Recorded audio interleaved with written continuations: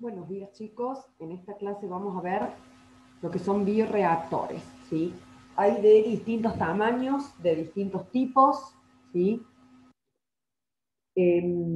Bueno, como ya habíamos visto un poco, en el caso de la bioremediación hablamos de una inoculación microbiana. Vamos a bioestimular las actividades microbianas naturales, pueden ser de las dos maneras, o por una inoculación o por una bioestimulación de las actividades de los microorganismos que naturalmente habitan en ese espacio. Y estas condiciones se pueden optimizar justamente utilizando bioreactores. Los cosustratos es algo importante de analizar cuando nosotros utilizamos un microorganismo digamos, para un proceso de bioremediación. Justamente este proceso va a depender de la capacidad degradativa que tenga este microorganismo y necesitamos que estos microorganismos se desarrollen sobre la sustancia contaminada. Muchas veces los microorganismos no logran obtener energía, ¿sí? O nutrientes a partir del contaminante. Entonces en estos casos se requiere adicionar, ¿sí? Nutrientes para que el microorganismo se pueda desarrollar. Si bien el microorganismo es capaz de metabolizarlo, pero si no consigue, ¿sí? Alimentarse a partir de este contaminante, no se va a poder desarrollar, ¿sí? El oxígeno es, digamos, una necesidad importante. Tenemos que controlar, digamos, y evaluar la presencia o no de oxígeno en el medio, ¿sí? Y pasamos puntualmente a los bioreactores, que va a ser el recipiente donde se lleva a cabo, ¿sí? La transformación química. Se dice que interviene un biocatalizador porque vamos a tener un microorganismo que está metabolizando el contaminante, ¿sí? Y bueno, estos bioreactores no solamente se utilizan para procesos de bioremediación, sino también en procesos productivos, ¿sí?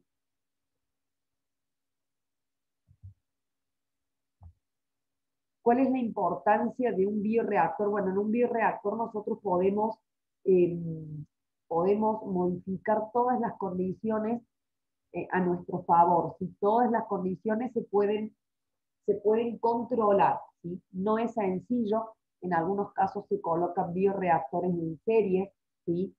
Entonces el material va pasando de un bioreactor a otro y va disminuyendo la concentración del contaminante en el caso de que estén siendo utilizados para un proceso de bioremediación.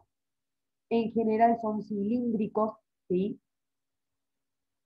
Y de acero inoxidable, pero hay de distintos tipos. Un bioreactor ideal, bueno, debería tener todas estas características, ¿sí? Que las células estén uniformemente distribuidas, que la temperatura sea homogénea y constante, por supuesto que el cultivo esté puro, ¿sí? Maximizar el rendimiento y minimizar el gasto y digamos, los costos y el tiempo. Es bastante difícil de lograr todas estas características, ¿sí? Pero bueno, esa es la idea de intentar controlar y maximizar, digamos, el funcionamiento del bioreactor. En el bioreactor se van a producir una serie de reacciones que se pueden llevar a cabo por microorganismos o por enzimas, y pueden ser un tipo de microorganismo o un consorcio bacteriano también, ¿sí? En general, cuando se emplea para reducir la concentración de un contaminante, ¿sí? Este tipo de metodologías es muy útil. Este tipo de tratamiento biológico es muy versátil siempre y cuando la concentración del contaminante sea relativamente baja, y es muy útil para tratar grandes volúmenes, ¿sí?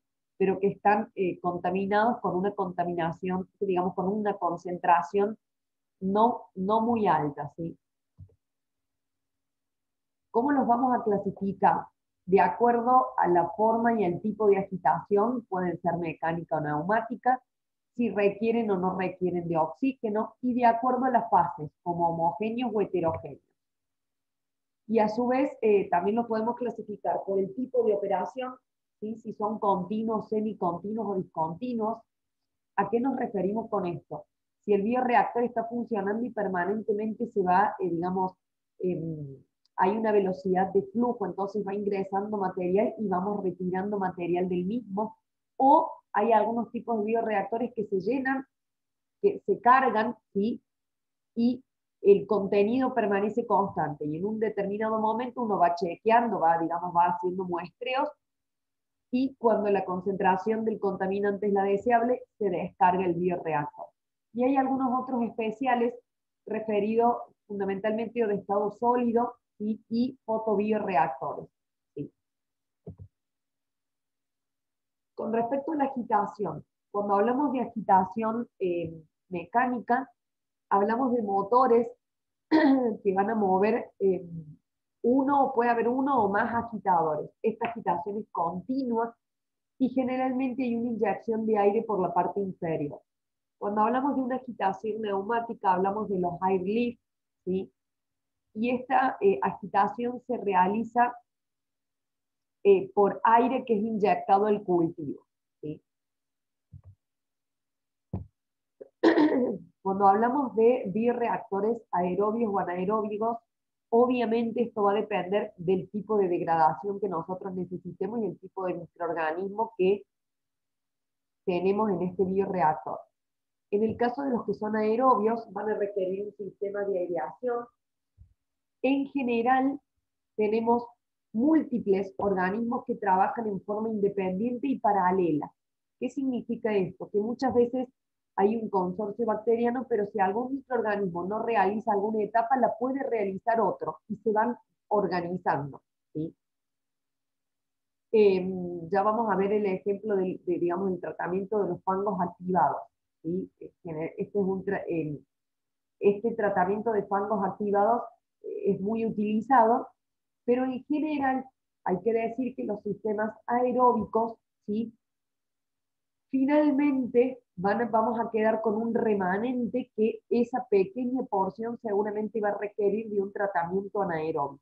Y ahora vamos a ver por qué. ¿Qué características tienen los tratamientos anaeróbicos?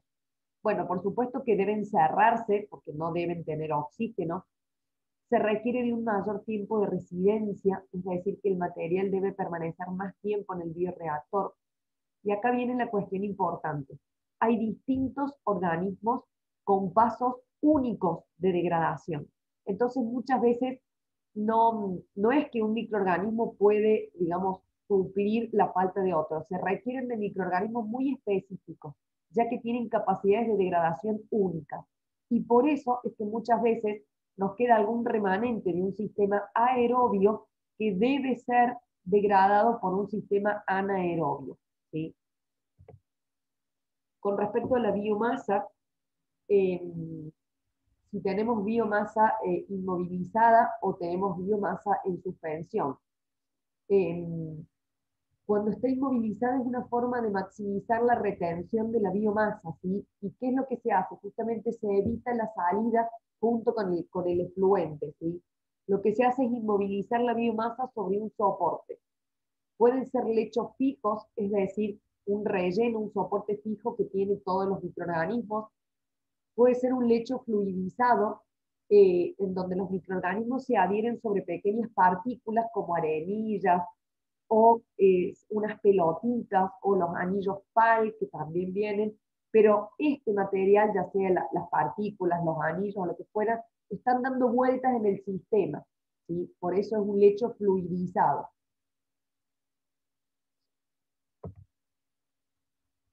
Cuando hablamos de sistemas continuos o discontinuos, bueno, en el caso de los continuos, tenemos que evaluar el tiempo de residencia, ¿sí? Porque acá nosotros vamos a tener un flujo continuo, pero tenemos que evaluar esa velocidad de flujo para saber cuánto tiempo va a estar la muestra en el bioreactor en contacto con los microorganismos.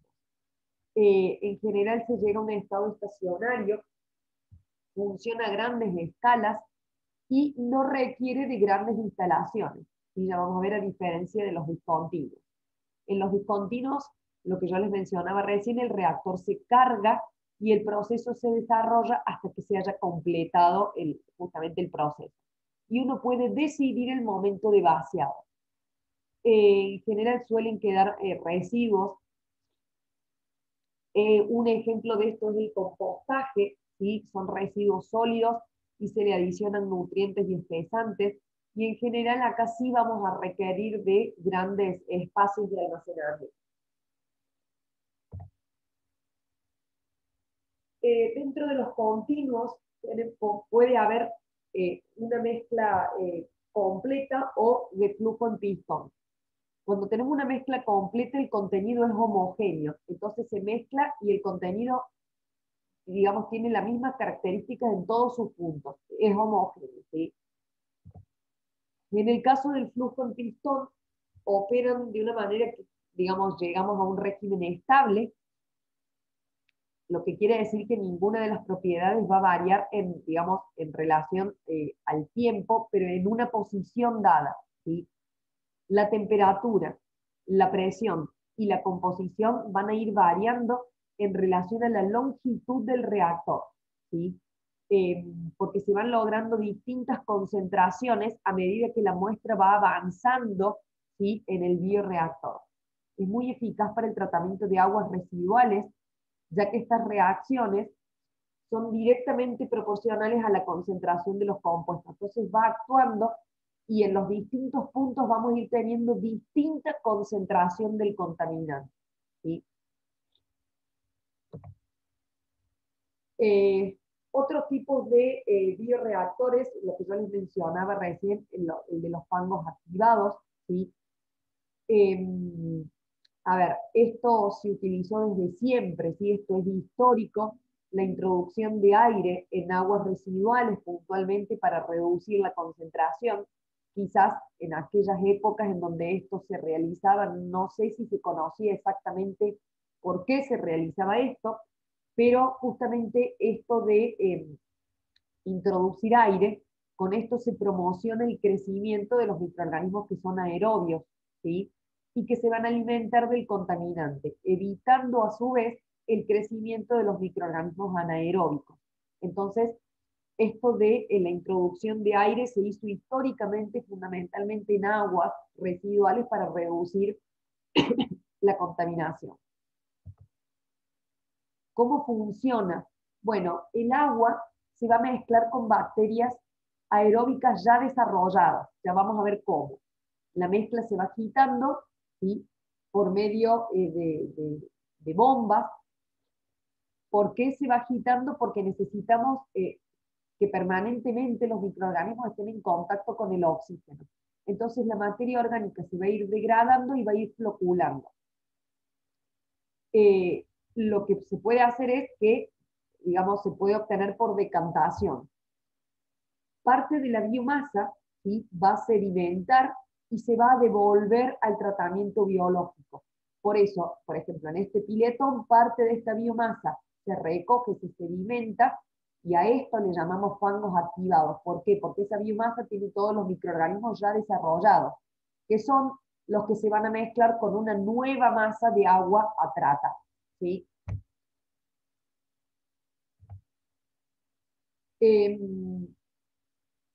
Lo que se hace es introducir una recirculación, ¿sí? Donde parte de la biomasa digamos, va a volver a recircular en el proceso, ¿sí? Por eso se denominan fangos activados. ¿Qué son estos fangos activados? Bueno, estos microorganismos generan como un gel en donde van quedando atrapados y van quedando aglomeraciones de microorganismos.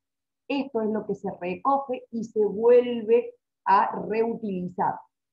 Esto, a ver, aumenta el tiempo de residencia y se utiliza justamente en sistemas donde la biomasa, estamos hablando de que en estos microorganismos, ¿sí? Ellos son los responsables de la reacción degradativa, por eso están actuando como un biocatalizador. Acá tenemos un esquemita en donde este es el sistema, acá tenemos un tanque de aireación, ¿sí? Posteriormente, esto va a sedimentar y parte de este sedimento se va a recircular para volver a tratar otro cuerpo de agua. y parte de ese sedimento va a ir a la purga. ¿Qué es esto de la purga? Bueno, este sedimento va a tener que ser tratado en un sistema anaeróbico, que es lo que yo les mencionaba recién. Muchos sistemas aeróbicos requieren finalmente un tratamiento anaeróbico, pero de una pequeña proporción. Eso es importante. Entonces se reduce este tratamiento anaeróbico a una pequeña porción. Por eso habla de la purga de los fangos, que va a ser llevada a cabo en un sistema anaeróbico. ¿Sí? Bueno, chicos, hasta acá llega la parte de bioreactores. Muchísimas gracias por su atención.